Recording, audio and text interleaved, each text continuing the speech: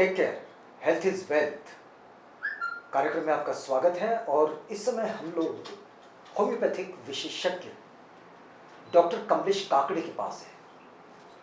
ये वेद homeopathic clinic है doctor Kamlesh Kakade का, जो कि द अदर सॉन्ग अकेडमी का जो सैटेलाइट सेंटर है नागपुर का, उसके रिसर्चर भी है। लेकिन इस समय हम लोग देखते हैं कि ये कोरोना संक्रमण की महामारी चल रही है और इस दूसरी वेव में जो स्थिति बनी है वो स्थिति बड़ी बुरी है। इतनी चुनौतियां इस समय पूरे देश में खड़ी हो गई है कि लोग दवाओं के लिए, डॉक्टर्स के लिए, बेड के लिए दर दर भटक रहे हैं। लेकिन बावजूद इसके एक स्थिति ऐसी भी है, एक ऑब्जर्वेशन ऐसा भी है कि लोग अपने घरों पर बड़ी सामान्य दवाओं के साथ, थोड़े थोड़े केयर के साथ ठीक भी हो रहे हैं। हम समझेंगे इस समय होम्योपैथी विशेषज्ञ डॉक्टर कमलेश काकड़े से कि इस वक्त हमारा जो कोविड एप्रोप्रिएट बिहेवियर होता है वो कैसा होना चाहिए। तो स्वागत करते हैं हम डॉक्टर साहब, कार्यक्रम में आपका स्वागत है। डॉक्टर साहब, एक बात इस समय हम लोग जो बड़ी शिद्दत से महसूस कर रहे हैं कि ये जो दूसरी लहर हमारे देश में कोविड-19 की चल रही है, इस संक्रमण के दौरान लोग बड़े पैनिक हो रहे हैं जी। छोटे छोटे लक्षणों को देखते हैं और इतने परेशान हो जाते हैं कि दवाखानों में भीड़ बना देते हैं। कई ऐसी जगह पर जहाँ पर लोग एक के बाद एक लाइन लगाकर खड़े हैं। कुछ लोग बेड्स को उन्होंने एडवांस बुक करके रखा है। ये भी स्थिति ऑब्जर्वेशन में आती है। आपको क्या लगता है कि इस संकट में क्या इतना पैनिक होने की ज़रूरत है या फिर हमारा बिहेवियर कैसा होना चाहिए इसे टैकल करने में? जी, मुझे लगता है इसका मुख्य कारण ये है कि लोग कुछ पेशेंट्स में जो आउटपुट निकल रहा है, जो मॉर्टेलिटी हो रही है, उसको देखकर इतना पैनिक हो रहा है। बट हमें ये भी देखना चाहिए, डाटा ये बोलता है कि मैक्सिमम जो लोग हैं वो कोविड होने के बावजूद सामान्य दवाई लेने के बाद अच्छी तरीके से ठीक होकर अपना डेली रूटीन शुरू कर सकते हैं। बट मॉर्टेलिटी रेट कुछ केसेस में रहता है और उसकी वजह से वो देखकर लोग इतना पैनिक हो रहे हैं। और मुझे लगता है कि पैनिक होने की वजह से बहुत सारे गलत डिसीजंस और बहुत सारी गलत चीज़ें लोग कर रहे हैं, जिसका खामियाजा फिर उनको भुगतना पड़ रहा है। क्या ऐसा कुछ हो रहा है कि लोग हड़बड़ाहट में ये काम कर रहे हैं?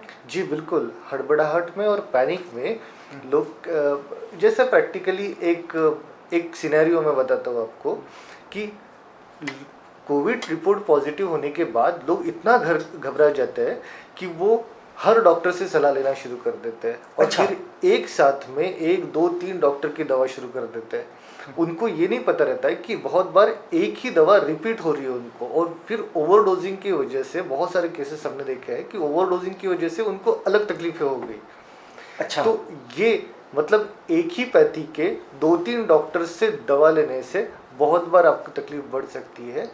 आप अलग अलग पैथी की दवा एक साथ ले, इसमें कोई हर्ज नहीं, बट हड़बड़ाहट में कोई भी निर्णय ना ले और अपनी बीमारी की, अपनी स्थिति की और आप क्या ट्रीटमेंट ले रहे, इस सारी चीज़ों की अपने डॉक्टर को पूरी तरीके से जानकारी दे, तो इससे सिचुएशन में सुधार आएगा। एक स्थिति जो हम लोग देखते हैं कि लोग बेड के लिए बड़ा आग्रह करते हैं। आपका ऑब्जर्वेशन क्या कहता है कि किन तरह के मरीजों को बेड की आवश्यकता पड़ती है? जी, शुरुआत में जब कोविड होता है तो एक तो असिम्प्टोमेटिक पेशेंट्स की संख्या बहुत ज़्यादा है। इन लोगों को बेड लेने की कोई भी ज़रूरत नहीं है। दूसरा ग्रुप ऐसा है कि जिनमें माइल्ड लक्षण रहते हैं, बहुत मामूली से लक्षण रहते हैं, जोड़ों में दर्द होता है या थोड़ा सा बुखार होता है, टेस्ट करते हैं तो test positive, RT-PCR test positive आ जाता है, बट उनमें बहुत ऐसे गंभीर लक्षण नहीं रहते, सांस लेने में तकलीफ नहीं रहती, ऑक्सीजन सैचुरेशन देखा जाए तो वो ठीक ठाक से मेंटेन रहता है। इन लोगों को भी बेड की कोई आवश्यकता नहीं है। इन्होंने सिर्फ खुद को घर पर होम क्वारंटाइन करना चाहिए, अच्छा खान पान लेना चाहिए, प्रॉपर दवा अपने डॉक्टर की सलाह के अनुसार ही लेना चाहिए। बहुत ज़्यादा दवाई का सेवन या स्टेरॉइड्स का सेवन, एंटीबायोटिक का सेवन, ये इस कंडीशन में हार्मफुल हो सकता है। और फिर एक ग्रुप ऐसा है कि जिसका ऑक्सीजन सैचुरेशन कम होना शुरू हो जाता है और उनको तकलीफ ज़्यादा बढ़ती है, तो ऐसे पेशेंट्स के लिए ही बेड्स की ज़रूरत पड़ती है। ये स्थिति कब बनती है अमूमन? आपका ऑब्जर्वेशन क्या कहता है? बहुत सारी केस में ये स्थिति आने के लिए एक 8 से 10 दिन लगते हैं, बट ऐसा कोई ज़रूरी नहीं है। बहुत सारे केसेस को ये स्थिति आती ही नहीं। बहुत सारे लोग घर पर प्रॉपर दवा लेने से, प्रॉपर खान पान लेने से ही ठीक हो जा रहे हैं, तो ये स्थिति बनती नहीं है। तो हमें थोड़ा सा वेट करना चाहिए, देखना चाहिए कि लक्षण किस तरीके से प्रोग्रेस हो रहे हैं, और यदि सीवियर लक्षण आते हैं तो ही हमने बेड के लिए जाना चाहिए। तो इससे क्या होगा कि हमारा जो लिमिटेड रिसोर्सेस है और बेड्स है, इसकी फिर हमें दिक्कत नहीं जाएगी। सब लोगों को, जिन लोगों को ज़रूरत है उन लोगों को भी बेड मिल जाएंगे। जी, एक बात डॉक्टर साहब, जो हम देखते हैं कि ये कोविड एप्रोप्रिएट जो बिहेवियर जो होता है, ये बिहेवियर में क्या अभी इस वक्त कोई बदलाव हुआ है इस दूसरी लहर को देखते हुए? जी, कोविड के बिहेवियर में और लक्षणों में, जो फर्स्ट कोविड था उसमें और अभी सेकंड वेव में बहुत सारे चेंजेस हैं। अच्छा। लक्षणों में चेंज है, उसकी वजह से ट्रीटमेंट स्ट्रेटेजी चेंज हो गया है, और उसकी वजह से हमने जो केयर करना चाहिए वो केयर लेने की तरीके में भी चेंज हम लोगों ने करना चाहिए। मतलब फर्स्ट वेव में हम सिर्फ सोशल डिस्टेंसिंग करते थे, मास्क पहनते थे, पर अभी हमने ज़्यादा केयर लेना बहुत ज़रूरी है, अच्छा खान पान रखना बहुत ज़रूरी है, बहुत सारी चीज़ें चेंज हो गई है। अच्छा, एक बात जो इस वक्त कही जा रही है कि जैसे पहली लहर में हमने देखा कि जो उम्रदराज लोग थे, जिनकी उम्र ये 60 से ज़्यादा थी, वो लोग इसकी चपेट में ज़्यादा थे कोरोना की। लेकिन इस वक्त हम लोग जब देख रहे हैं कि पूरे देश से जो खबरें आ रही है, इसमें युवा भी हैं, इसमें 40-45 के जो अधेड़ उम्र के लोग हैं वो भी इसमें आ रहे हैं। इवन पहले जो कोरोना का एक स्टडी था वो ये कहता था कि इसमें फीमेल्स बहुत कम इन्फेक्टेड हो रहे हैं, लेकिन इस वक्त हम लोग देखते हैं कि इसमें फीमेल्स भी इन्फेक्टेड हैं। जी बिल्कुल। तो क्या ये जो कहा जा रहा है कि वेरिएंट डबल म्यूटेट हुआ है, तो आपका एक डॉक्टर के रूप में क्या ऑब्जर्वेशन है? जी बिल्कुल, म्यूटेशन तो हुआ है, और उसकी वजह से बहुत सारे लक्षण, जैसे मैंने बताया कि लक्षण चेंज हो गए हैं। और जो हम पहले समझते थे फर्स्ट वेव में कि सिर्फ बुजुर्गों को, 60 साल के ऊपर के लोगों को ही ज़्यादा धोखा है, अभी वैसा नहीं रहा। अभी 45, 30, 35 साल के लोगों को भी कोविड बहुत सीवियर मात्रा में दिखाई पड़ता है। इवन कुछ केसेस तो बच्चों को भी कोविड होने के हमारे पास कुछ केसेस आए हैं। तो ये सारे चेंजेस तो हुए हैं, इसीलिए हमको ज़्यादा सतर्क रहना, ज़्यादा केयरफुल रहना ये बहुत ज़रूरी है। यदि डॉक्टर साहब ये बात अगर समझना चाहें कि आप तो होम्योपैथी के विशेषज्ञ हैं, आप होम्योपैथी में प्रैक्टिस करते हैं, आप बच्चों के साथ भी, बड़ों के साथ भी, बुज़ुर्गों के साथ भी होम्योपैथी का प्रैक्टिसिंग आपका चलता है। लेकिन हम एक बात समझना चाहेंगे कि इस समय जैसे लगभग ये 14-15 माह का स्टडी कोरोना का हो चुका है, होम्योपैथी ने इस तरह का स्टडी करके क्या कोई खास इस पर अचीवमेंट पाया है इसके ट्रीटमेंट में? जी बिल्कुल। अभी होम्योपैथी में हमारा जो स्टडी है वो प्रिवेंटिव, जो माइल्ड लक्षण के साथ पेशेंट्स आते हैं उनके लिए, और जिन पेशेंट्स के लक्षण सीवियर हो जाते हैं, जो आईसीयू में एडमिट है, ऐसे लोगों के लिए भी हमारा रिसर्च शुरू है। ऐसे पेशेंट्स हम लोग रोज़ देख रहे हैं, और ऐसे पेशेंट्स को होम्योपैथी दवा दे के उनकी तबीयत में सुधारना भी कर रहे हैं। तो यदि आप कुछ भी ट्रीटमेंट ले, ट्रेडिशनल ट्रीटमेंट ले, बट उसके साथ में यदि होम्योपैथी का भी समावेश करते हैं, तो उससे डेफिनेटली रिकवरी रेट में बहुत फ़र्क हो रहा है। मतलब बहुत सारे पेशेंट्स ऐसे हैं कि जिन्होंने शुरुआत की स्टेज में पैनिक होकर बहुत सारी गलत दवा ले लिया, स्टेरॉइड जल्दी से ले लिया, एंटीबायोटिक्स बहुत सारा ले लिया, और फिर जब डिसीज़ प्रोग्रेस होता है तो ऐसे लोगों में ये सारी दवा उनके ऊपर काम नहीं करती, तो वहाँ पे फिर प्रोग्रेस जो है वो रुक जाता है, हमारा प्रोग्नोसिस जो है वो ख़राब हो जाता है। तो ऐसे कंडीशन में यदि हमने होम्योपैथी की उपयोग लिया, तो होम्योपैथी दवा ऐसे पेशेंट्स को भी, ऐसे रुग्णों को भी अच्छी तरीके से रिकवर करने के लिए बहुत हेल्पफुल है। सो होम्योपैथी मेडिसिन अभी हर स्तर के लिए, कोविड के हर स्तर के ऊपर काम करने के लिए हम लोग रिसर्च कर रहे हैं। एक बात और है डॉक्टर साहब कि हम लोग देखते हैं कि पूरे कोरोना संक्रमण में यदि कोविड-19 की डिसीज़ से कोई अगर सफ़र कर रहा है, तो उसमें एक थेरेपी है जिसको हम कहते हैं ऑक्सीजन थेरेपी। जी लेकिन यदि होम्योपैथी की बात करें तो फिर होम्योपैथी इस समस्या से कैसे निजात दिलाता है? जी, जैसे मैंने बोला कि फर्स्ट स्टेज में सिम्टम्स नहीं आते या तो फिर असिम्प्टोमेटिक पेशेंट है, ऐसे कंडीशन में यदि हमने होम्योपैथी मेडिसिन लिया तो ऐसे पेशेंट्स को सिम्टम्स ही नहीं आएंगे।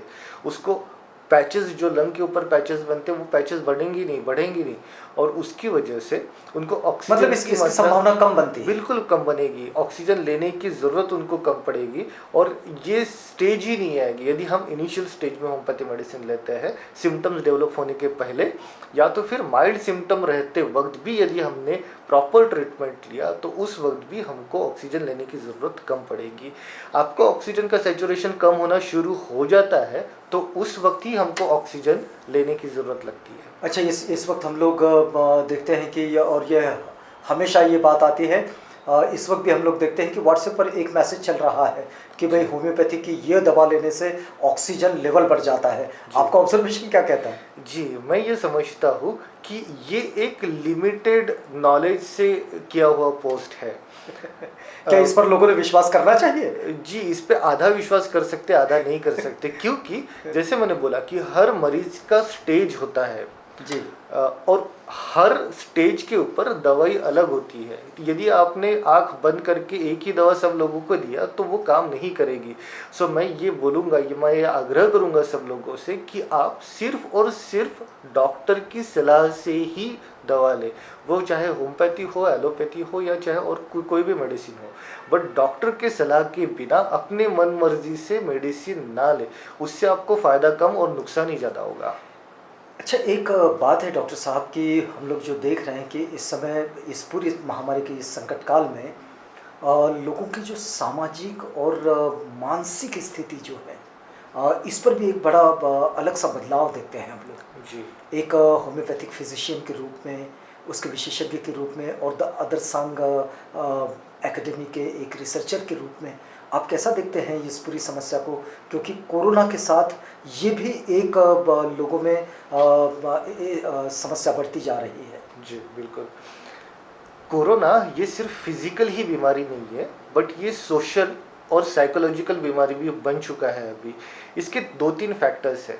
एक तो हमें लॉकडाउन करना पड़ रहा है जिसकी वजह से हमको घर के अंदर रहना पड़ रहा है, और हम लोग, मनुष्य एक सामाजिक जीव है, तो हम समाज में जब तक घुलते मिलते नहीं है तब तक हमारा मानसिक स्वास्थ्य ठीक नहीं रहता। आपको यदि घर पे बिठा दिया जाए, जो कि अभी की कंडीशन है, तो बहुत सारे मानसिक दबाव आपके ऊपर बन जाते हैं, बहुत सारे मानसिक चेंजेस आपके ऊपर हो जाते हैं।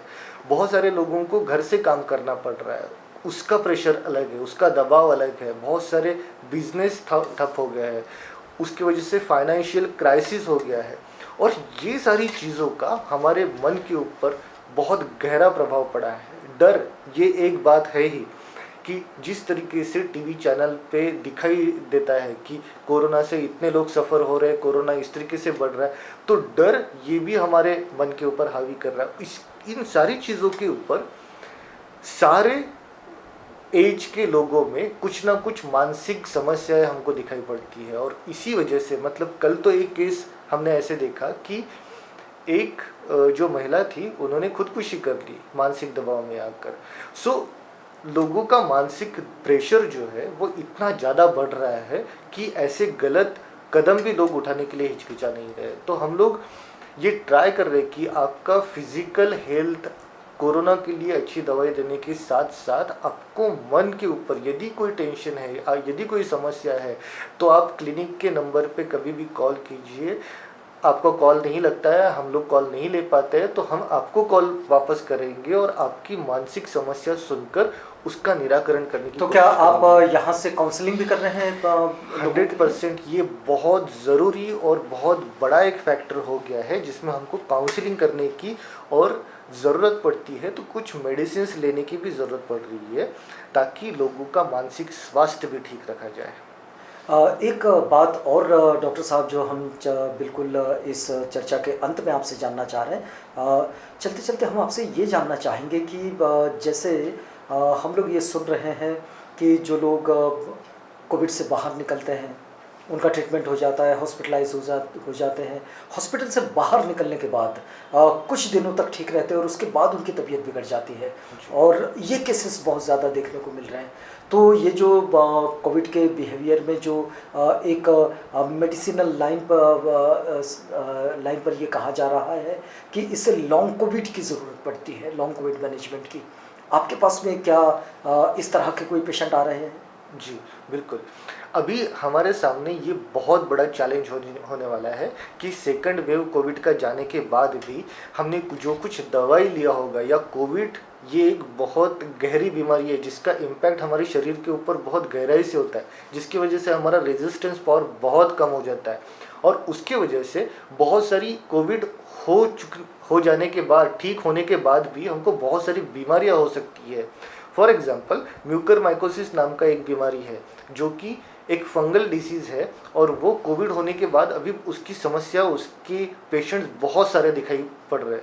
तो ये एक अलग से हमारे सामने समस्या खड़ी होने वाली है कि कोविड ठीक होने के बावजूद भी हमारा रेजिस्टेंस पावर कम होने की वजह से बहुत सारी बीमारियां हमको होने वाली है। ये म्यूकरमाइकोसिस को, इस फंगस को अगर समझाना चाहे तो कैसे समझाएं? जी, ये म्यूकरमाइकोसिस, क्या इससे बचा भी जा सकता है? इसके बचाव का क्या उपचार हो सकता है? हमारा रेजिस्टेंस पावर हाई रखना ये सबसे इम्पॉर्टेंट है, और इसके लिए आपको पता है कि होम्योपैथी मेडिसिन सिर्फ रेजिस्टेंस पावर बढ़ाती है, और वो रेजिस्टेंस पावर यदि आपका हाई रहेगा तो आपको कोई बीमारी होगी नहीं, या कोई बीमारी हुई है तो भी वो ठीक हो जाएगा। सो रेजिस्टेंस पावर बढ़ाने के लिए हमको अच्छा खान पान रखना, अच्छा रेस्ट करना, आराम करना, और प्रॉपर होम्योपैथी मेडिसिन लेना, ये 3 चीज़ें बहुत ज़रूरी है।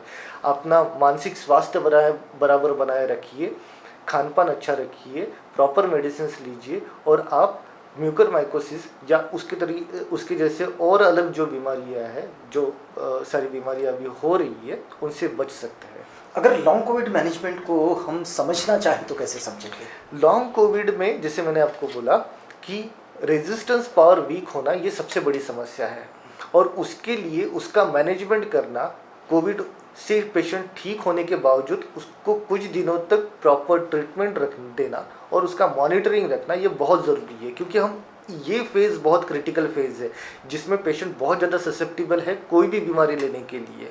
सो इससे पेशेंट को हमको बचाना पड़ेगा। मतलब जो लोग कोरोना संक्रमण से बाहर निकल आए, कोविड-19 से बाहर निकल आए, उन लोगों के लिए ये भी एक बड़ा चैलेंजिंग वक्त हो सकता है। बिल्कुल, उसके बाद में केयर करना बहुत ज़्यादा ज़रूरी है, क्योंकि मैं ये देखता हूँ कि पेशेंट एक बार कोविड से ठीक हो गया तो ये एक साधारण धारणा है कि अभी तो हमको 3-4 महीने एक इम्यूनिटी डेवलप हो गया, अभी कोविड नहीं होने वाला, तो लोग आराम से बाहर घूम रहे या बिना मास्क के रह रहे। बट ये बहुत ज़्यादा धोखादायक हो सकता है, बहुत ज़्यादा हानिकारक हो सकता है पेशेंट्स के लिए और उनके आजू बाजू के लोगों के लिए। चलिए, ये जो हमारा कार्यक्रम है take care health is wealth, इसे हमें यहाँ पर रोकना होगा, लेकिन इसके लिए हम आपसे एक संदेश लेना चाहेंगे कि हमारे दर्शकों के लिए इस वक्त उन्होंने किस तरह की सावधानियाँ बरतनी चाहिए। जी, हमें अभी फर्स्ट कोविड वेव से ज़्यादा सावधानी रखना बहुत ज़रूरी है। ये बिल्कुल भी मत समझिए कि कोविड के पेशेंट्स कम हो रहे हैं तो हम लोग कोविड अभी पूरी तरीके से चला जाएगा। हमें अच्छी तरीके से मास्क पहनना है, सोशल डिस्टेंसिंग रखना है, अच्छा खान पान रखना है, हमारा मानसिक स्वास्थ्य व्यवस्थित रखना है, प्रॉपर मेडिसिन्स लेना है जो कि सिर्फ और सिर्फ डॉक्टर की सलाह से ले, और ये सारी चीज़ें रखकर, ये सारी केयर अगले काफ़ी दिनों तक कर ही हम कोविड से प्रॉपरली फाइट कर सकेंगे और इसको पूरी तरीके से उखाड़ के फेंक सकेंगे। चलिए, बहुत धन्यवाद आपका। हम बातचीत कर रहे थे होम्योपैथी विशेषज्ञ डॉक्टर कमलेश काकड़े साहब से। डॉक्टर कमलेश काकड़े एक ऐसे एकेडमिशियन है, एक ऐसे रिसर्चर हैं जो कि द अदर सॉन्ग एकेडमी के नागपुर सैटेलाइट सेंटर के रिसर्चर हैं। इस बातचीत को यहाँ पर रोकते हैं। Take care, health is wealth.